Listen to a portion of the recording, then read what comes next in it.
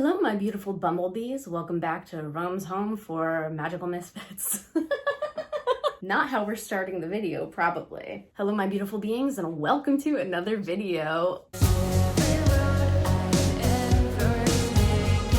I'm your host, Rome Wild, and we're here to talk about all things mindset, creation, selecting your reality, because you have infinite iterations of yourself that you get to choose from, and you might as well choose a life you love. So thank you for liking, commenting, and subscribing to my channel. Thank you for sharing these videos. And if you would like to book one-on-one to get guidance and dissolve whatever's between you and the outcome you desire, the link for that is below. I also highly recommend the Create Your Reality course, and Really Restore Receive is a live group starting January 18th. So you can hop into that.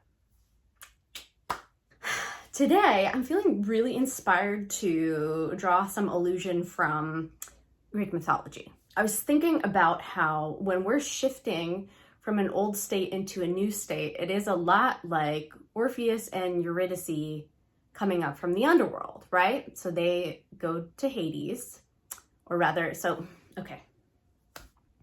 Eurydice gets bitten by a snake. She dies.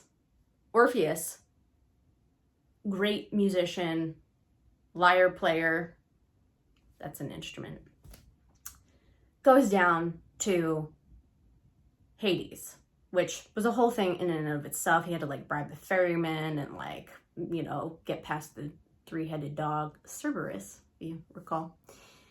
And, he plays for Persephone the music, and she's like, okay, Hades, let's let him go. And so Hades was like, okay, but you can't look back. You can guide Eurydice out of Hades, but you cannot look back until both of you are in the above world.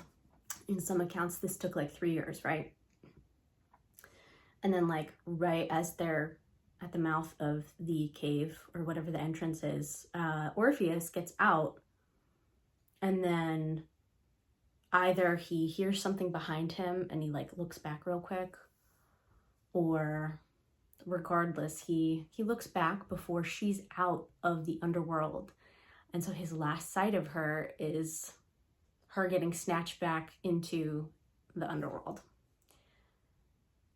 This is a lot like changing your state and changing your sense of self and your memories, in that as you are, let's say, rising up from a past version of self, bringing yourself up from your subconscious to your conscious, or shifting your state, shifting the way that you behave, the way you respond to things.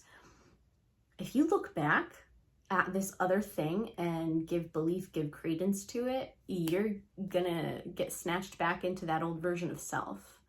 If you see it and believe it to be true. This isn't a perfect metaphor, but stay with me, okay? Orpheus was so close to being reunited with Eurydice, and he looked back. He was so within feet, right? That probably hurt a lot more than anything else. But when you're on your journey so much and you're so determined to get through and move through to the next phase, stop looking back and giving credence to the old self, giving life to the old man, right? Neville Goddard, you must die to the old man.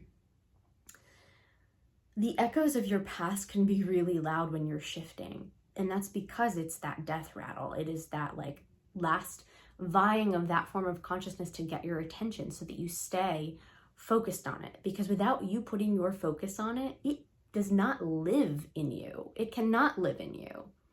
It gets to go somewhere else in consciousness and, live there. But in this consciousness that you're holding, whatever you put the focus of your attention on is animated by your life force, by your vision of it.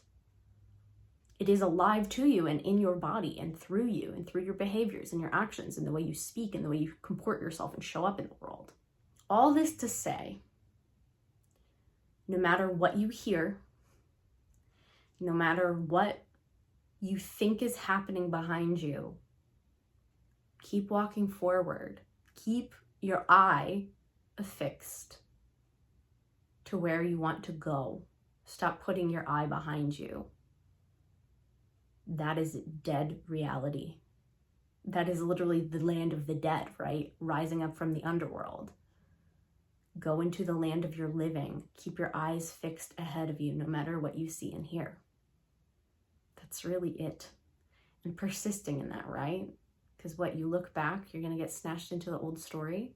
And of course, we have revision and we have like ways of mitigating that, but you're just lengthening your path by doing that. So instead of extending it, let's make this the most short and direct route.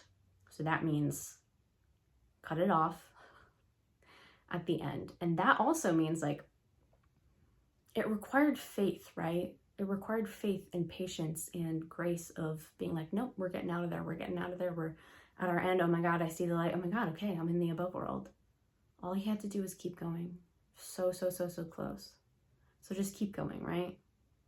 Next time you have something come up and it's the old echoes of the past and you're like, what's happening in that cave behind me? Remember Orpheus and Eurydice and be like, no, I'm not falling for that. I'm not going to fall for that. My Eurydice is not going to get snatched from me. That's my wife.